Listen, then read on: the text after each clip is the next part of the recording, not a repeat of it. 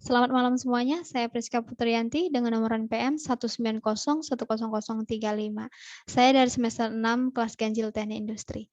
Di sini saya akan mempresentasikan tugas saya yang mengikuti mata kuliah Design of Experiment, yaitu mengenai respon surface metodologi atau sering disebut dengan metode RSM. Saya merupakan anggota daripada kelompok 3 pada mata kuliah Design of Experiment ini. Oke, langsung saja saya akan share screen untuk PowerPoint yang telah saya buat agar teman-teman juga bisa melihatnya. Seperti yang sudah saya tampilkan, ini adalah PowerPoint yang sudah saya susun dengan judul Respon Surface Methodology. Kita ke slide berikutnya. Ini adalah langkah-langkah pada saat kita akan melakukan suatu eksperimen, langkah dari awal hingga langkah akhirnya. Dan ini adalah bentuk daripada diagram atau susunannya. Pada saat kita melakukan eksperimen, kita harus ada input, kemudian maka akan terjadi proses. Nah, proses ini dipengaruhi beberapa faktor. Ada faktor yang bisa dikontrol, ada juga faktor yang tidak dapat dikontrol. Kemudian dari proses ini, kita akan mendapatkan hasil atau output daripada eksperimen yang kita lakukan. Slide selanjutnya. Ini adalah ketentuan pada saat kita melakukan suatu eksperimen, yaitu di mana p-value lebih besar daripada alfa, maka H0-nya diterima, dan jika p-value lebih kecil daripada alfa, maka H0 ditolak atau H1-nya diterima. H0 itu apa sih? Seperti yang teman-teman bisa lihat di sini, ada H0 itu adalah suatu pernyataan bahwasanya faktor tidak mempengaruhi respon. Kemudian H1 itu adalah pernyataan faktor mempengaruhi respon. Ini adalah penugasan yang telah dibagikan oleh dosen pembimbing kita di kelas Edmodo, teman-teman bisa lihat. Di kelas Edmodo juga sudah di-share. Kemudian ini adalah pembagian soal oleh ketua kelas yang dosen pembimbing kita percayakan. Dan kelompok 3 mendapatkan soal nomor 11.8. Bentuk soalnya adalah seperti ini.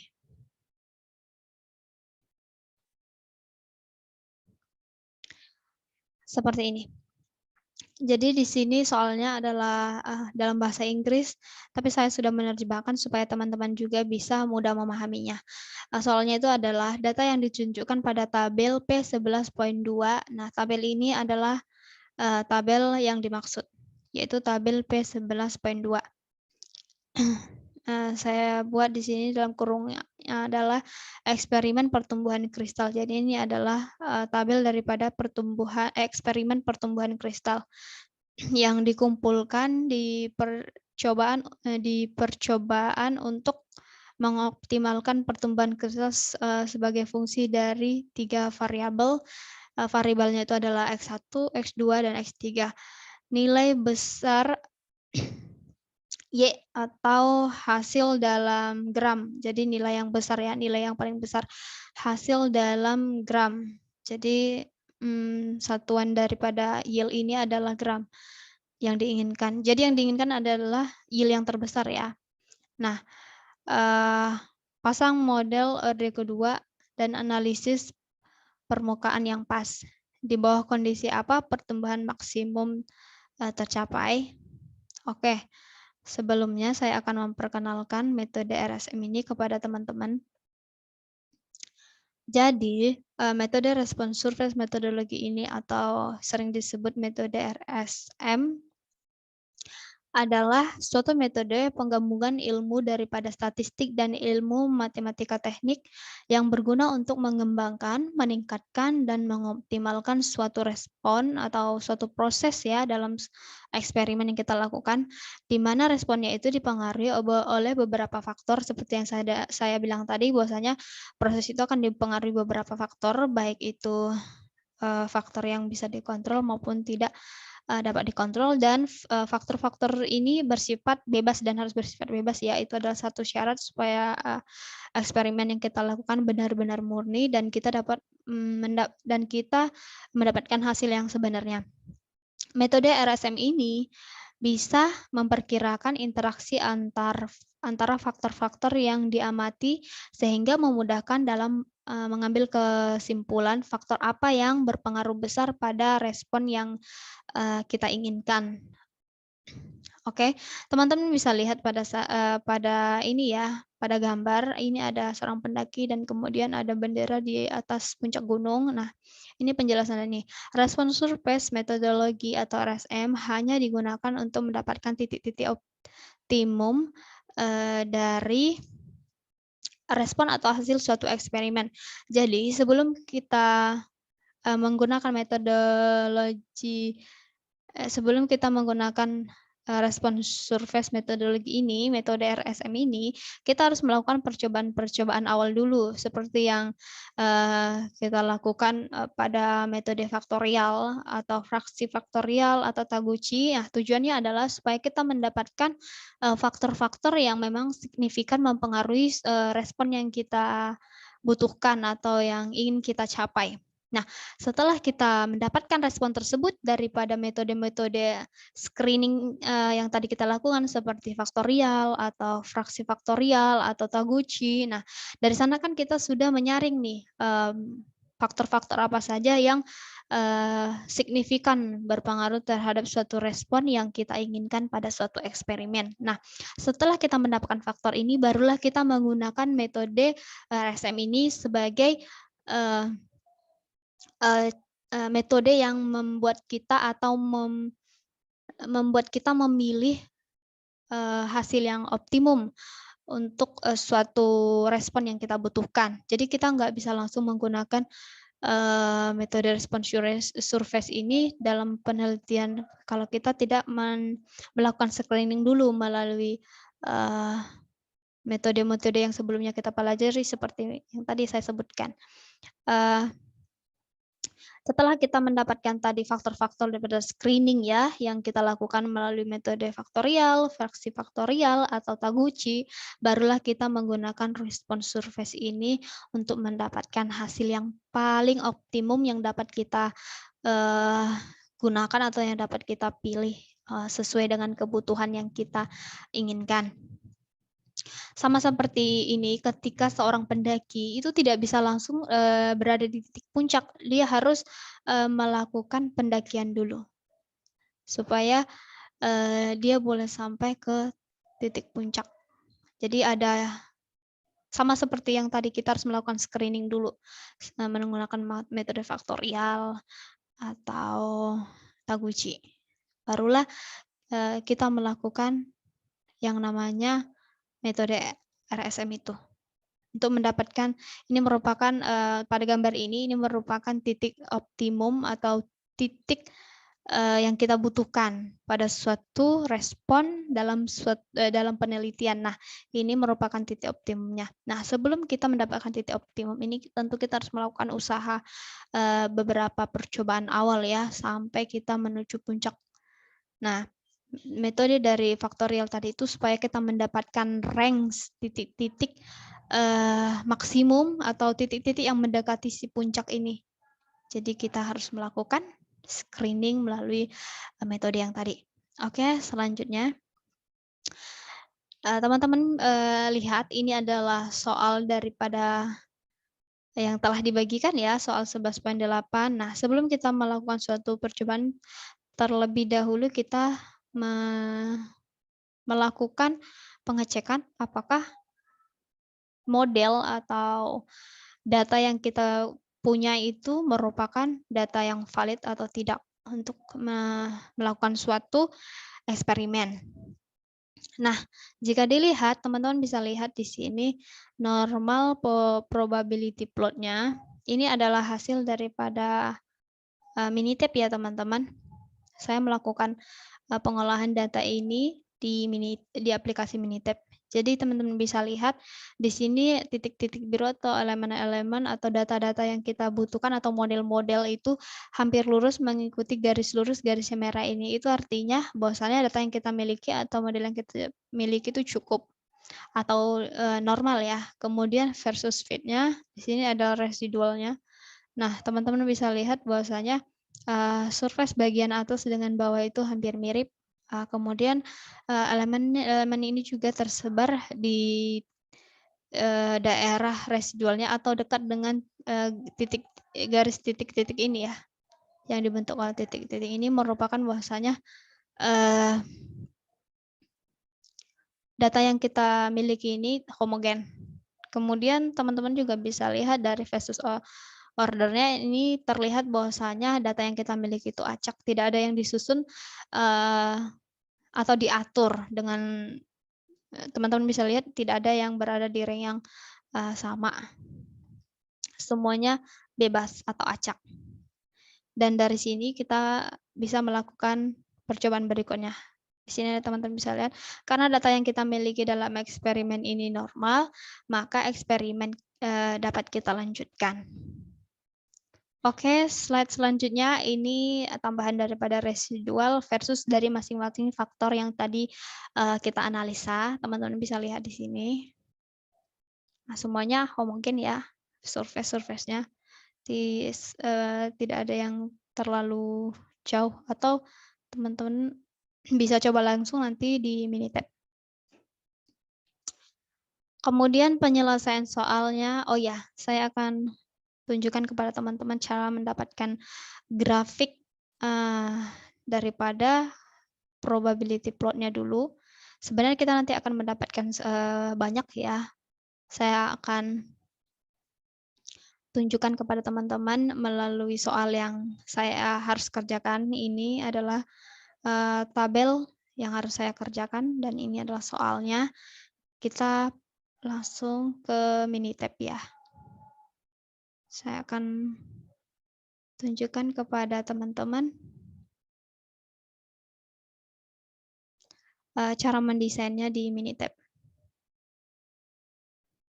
Nah, ini kita sudah di Minitab.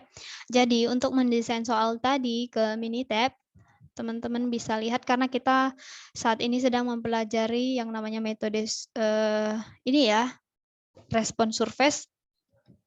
Maka kita akan menggunakan aplikasi Minitab, yaitu aplikasi respon surface. Teman-teman bisa pilih menu di Minitab, yaitu menu Start, kemudian ke DOE atau Design of Experiment, kemudian pilih yang respon surface karena kita saat ini sedang mempelajari mengenai respon surface ya. Kemudian create respon surface design. Setelah itu klik. Nah, akan muncul kotak dialog seperti ini. Dan di sini ada tipe of design-nya dua ya. Teman-teman bisa gunakan atau pilih salah satu central composite atau box Bandcan. Nah, saya akan pilih central composite. Kenapa? Karena soal yang saya kerjakan ini, sebentar saya akan bagikan lagi kepada teman-teman. Soal yang saya kerjakan ini adanya di 20 running. Jadi ini tuh ada 20 kali running ya teman-teman. Teman-teman bisa hitung ini ada 20 kali running. Sebenarnya untuk metode di aplikasi Minitab itu bisa lebih simpel hanya 15 saja. Tapi berhubung tugas yang diberikan kepada saya udah diatur untuk jumlah runningnya karena menggunakan tabel, jadi saya akan mengikuti susunan daripada soal atau tabel yang sudah disediakan soal ya, karena memang itu soal yang saya harus kerjakan. Oke, teman-teman bisa lihat, di sini saya akan pilih central composite. Kenapa? Nah, di sini kita bisa menggunakan dari 2 faktor sampai ke 10. Oke, kemudian kalau box Bandcan itu kita dari 3, bukan dari ya, tapi ada faktor-faktor yang pilihan seperti 3, 4, 5, 6, 7. Nah, 8-nya nggak ada teman-teman. 8 faktor tidak bisa di sini, jadi teman-teman harus ke central composite ya. Jadi tergantung soal yang teman-teman kerjakan. Jadi karena soal saya di sini ada 20 running.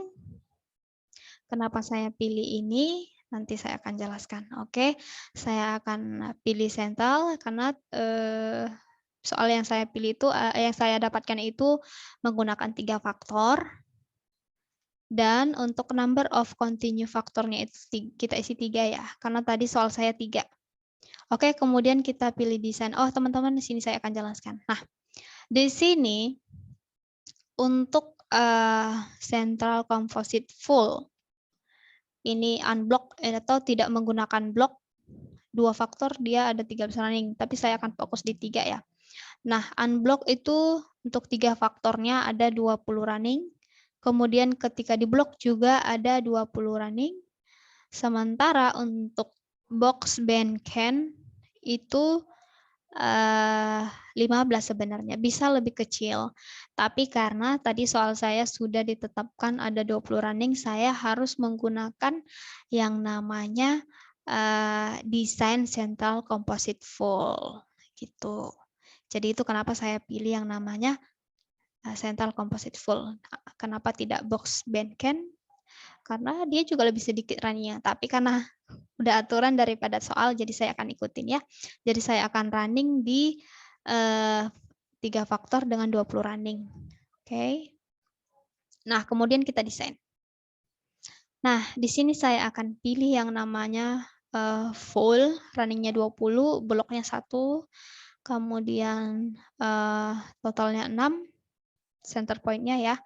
Kemudian di sini udah ada ketetapan ya teman-teman, untuk the valve dari alpha itu adalah 1.682. Jadi teman-teman jangan bingung ketika melihat soal saya seperti ini. Nah, kalau kita lihat tabelnya, di sini kita bisa mengasumsikan bahwasanya nilai terendah itu adalah 1.682 dan nilai tertinggi itu adalah 1. Ini minus ya, minus 1.682 dan paling yang tertinggi itu adalah plus 1.682. Nah, tapi teman-teman jangan bingung nanti ketika mendesain ini otomatis karena memang aturan daripada aplikasinya juga sudah di software-nya sudah menentukan di sini. Oke teman-teman, jadi tidak perlu membuat itu untuk mendesain. Contohnya nanti saya jelaskan. Nah, seperti ini.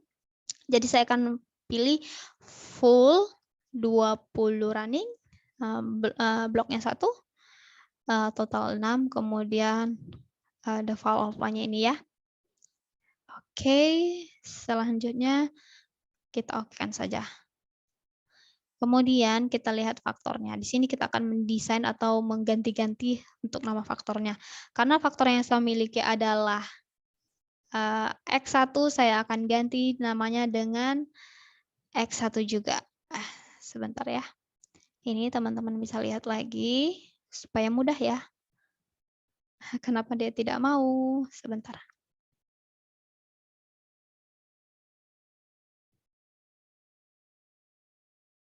Oh, sepertinya harus saya isi dulu. Sebentar ya.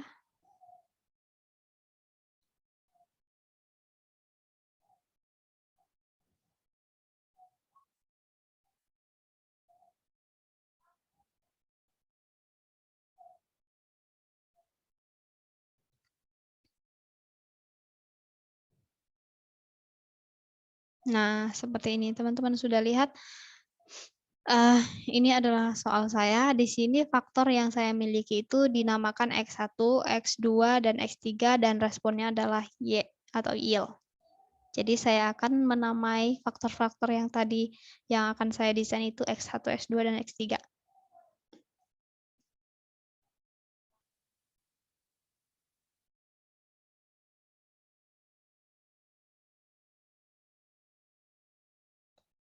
Oke, kita kembali ke Minitab-nya.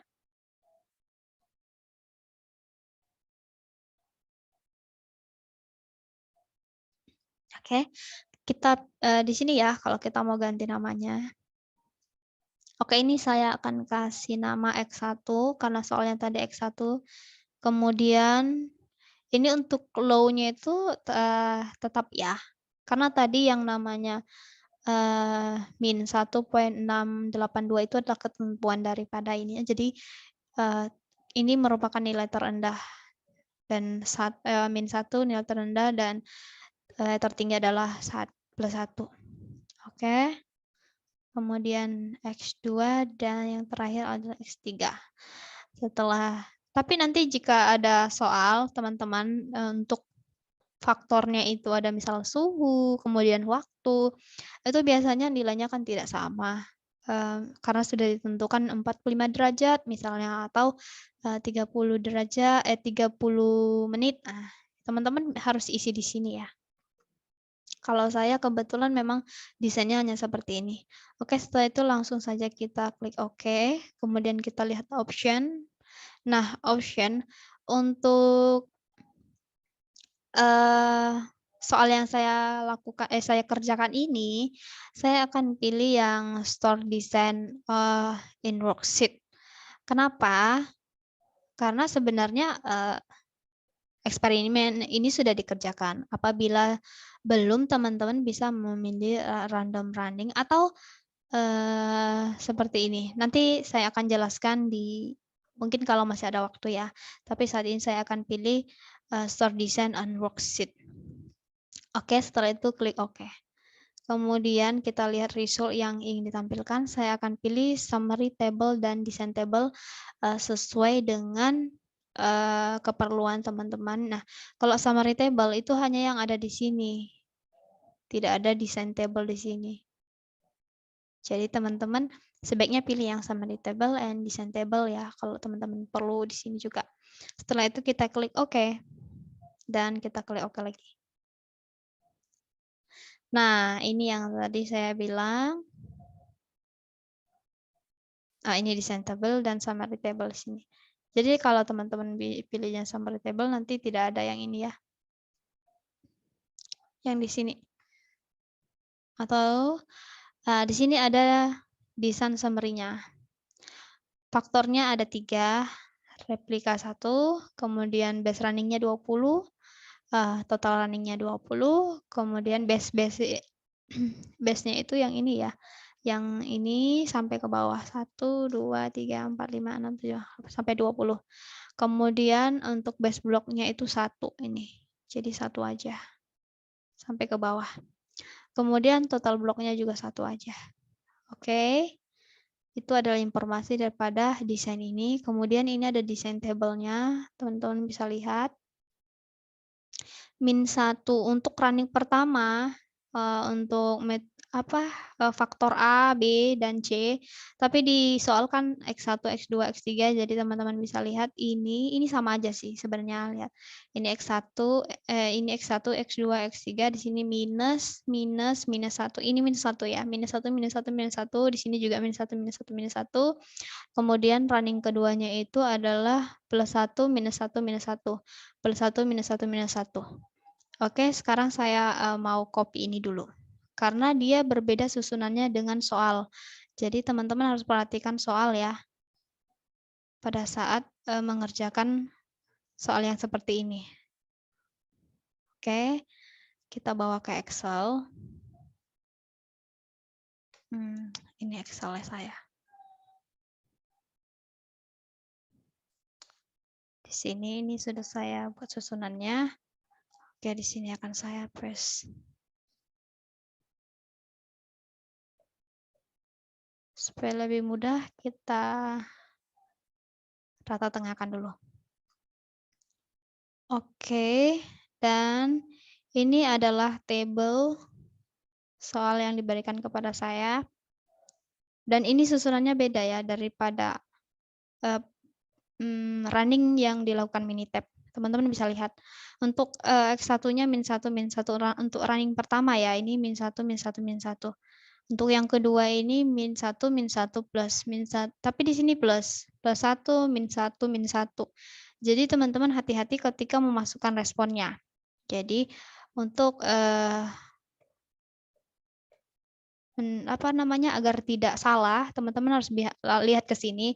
Ini misalnya min 1, min 1, min 1, lihat pada tabel teman-teman, min 1, min 1, min 1. Yield atau responnya 6, 6, 6. Oke, jadi teman-teman harus isi seperti itu ya. Kemudian yang kedua itu adalah +1 -1 -1. Sementara di tabel nomor 2 itu adalah -1 -1 plus. Berarti tidak sama ya, karena X1-nya dikatakan -1. Sementara di running Minitab tadi yang diberikan itu adalah +1. Jadi teman-teman harus cari yang X1-nya +1, kemudian X2-nya -1, X3-nya -1. Oke, sekarang kita cari di tabelnya. +1, -1, dan -1. Nah, ini dia. +1, -1, dan -1, yield-nya adalah 80. Jadi teman-teman isi yield-nya di sini 80. Jadi teman-teman harus hati-hati ya, harus perhatikan karena Minitab atau software-nya bisa merunningnya acak atau tidak sesuai dengan tabelnya. Kemudian yang ketiga itu adalah -1 +1 -1. Jadi kita cari -1 +1 -1. Oke, 78. 78, kemudian +1 +1 -1. +1 +1 -1, 100. Nah, begitulah seterusnya ya teman-teman. Jadi teman-teman harus perhatikan tabelnya, kemudian juga perhatikan running daripada software Minitab-nya. Di sini saya sudah perbaiki ya, sudah saya susun dengan baik. Jadi, oh ini untuk random. Oh ini hasil kalau kita running dengan random. Bisa aja sih bentuknya seperti ini, kemudian kita sesuaikan seperti yang tadi. Dan ini adalah hasil yang harus kita susun seperti yang running tadi, karena ini pakai store design in worksheet-nya. Jadi saya akan copy paste aja langsung yang ini ya, agar tidak terlalu memakan waktu. Kita kembali ke Minitab-nya. Nah, di sini kita paste untuk responnya. Oke, teman-teman bisa lihat ada 20 base running-nya. Ya, kita cek ke bawah. Nih, jadi ada 20 base running-nya ya, sesuai. Oke, sekarang kita akan melihat bagaimana kenormalan datanya. Caranya, pada menu Minitab kita pilih Start, kemudian ini sekaligus untuk analisis ya, analisis hasil juga bisa. Jadi hasilnya bisa langsung ditunjukkan pada saat proses ini. Oke, pertama ambil menu Start, kemudian di OE, kemudian Response Surface, dan teman-teman pilih yang namanya Analyze Response Surface Design. Setelah itu klik. Nah, di sini akan muncul kotak dialog. Teman-teman pilih respon karena tadi sudah dimasukkan responnya yang ada di C8 ya. Kemudian teman-teman bisa lihat sums-nya. Nah, di sini teman-teman bisa lihat untuk analisis mengenai linear atau linear plus square. Square ini atau apa ya, kuadratiknya, kemudian linear plus interaction. Tapi di sini saya akan pilih yang kuadratik karena apa? Agar dapat semua informasinya. Oke, setelah itu kita oke kan. Kemudian kita lihat option. Optionnya tidak perlu ya, teman-teman bisa lihat stepwise-nya juga tidak perlu. Kemudian grafik apa yang ingin ditampilkan. Nah, di sini saya akan memilih normal. Ini untuk menunjukkan bagaimana probability plot-nya ya, kenormalan datanya. Kemudian saya akan ambil 4-in-1 agar saya mendapatkan informasi yang lebih banyak lagi. Kemudian kita klik residual, kita klik di kotak dialog ini, kemudian kita pilih faktor untuk menampilkan residual versus setiap variabelnya atau setiap faktornya ya. Teman-teman bisa blok, kemudian select. Oke, setelah itu kita klik OK. Selanjutnya kita klik result, apa yang ingin tampilkan, ada simple table, ada expanded table. Nah, saya pilih yang expanded agar informasi yang saya butuhkan itu lebih lengkap lagi ya. Teman-teman tergantung kebutuhannya ya. Setelah itu kita klik OK. Untuk stroke-nya itu kita ambil fit and residual.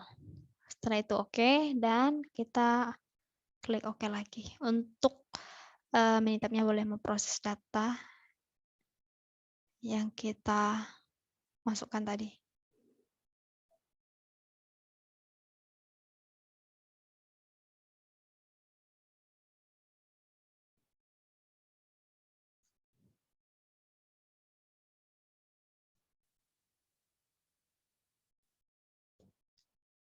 Oke teman-teman, jadi hasilnya sudah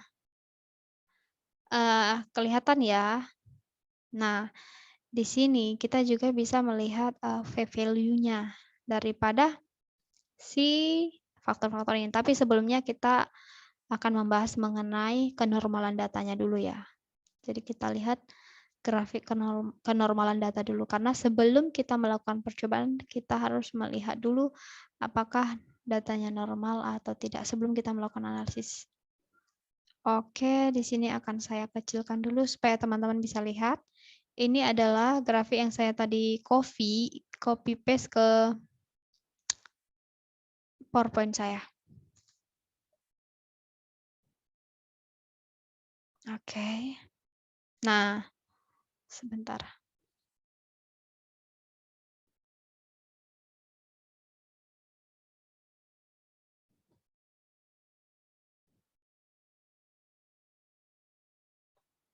Nah, ini adalah grafik kenormalan data yang kita olah saat ini.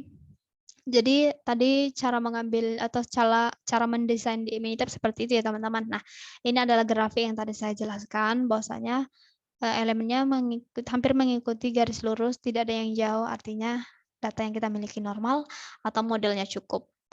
Oke, kita kembali ke Minitab. Ke PowerPoint ya, teman-teman. Langkah selanjutnya. Oke. Setelah tadi kita melihat kenormalan data, kemudian ini adalah residual versus masing-masing daripada faktor, itu ini. Saya akan tunjukkan lagi kepada teman-teman semuanya ya.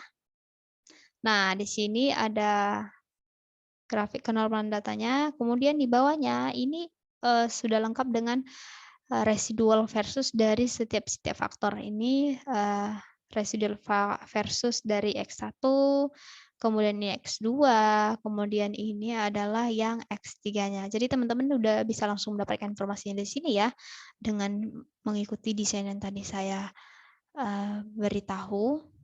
Oke, selanjutnya kita kembali ke PowerPoint dulu.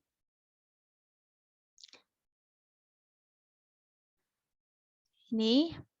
Nah, ini adalah penyelesaian soal daripada 11.8 tadi ya. Ini menggunakan Minitab. Ini merupakan analisis of variance-nya. Di sini sudah saya jelaskan, tapi saya akan bawa teman-teman ke Minitab lagi. Saya akan jelaskan melalui Minitab. Oke. Nah, di sini pada desain tadi juga pengolahan itu kita sudah mendapatkan informasi yang akan saya jelaskan ini. Nah, ini adalah informasinya, yaitu analisis of variance. Jadi di sini kita lihat nih p-value daripada masing-masing faktor yang kita analisa pada eksperimen ini. Pada model untuk linearnya, ini untuk linear ya, atau garis lurus atau masing-masing sendiri-sendiri faktornya itu, kita lihat nih p-value-nya. P-value yang didapatkan itu adalah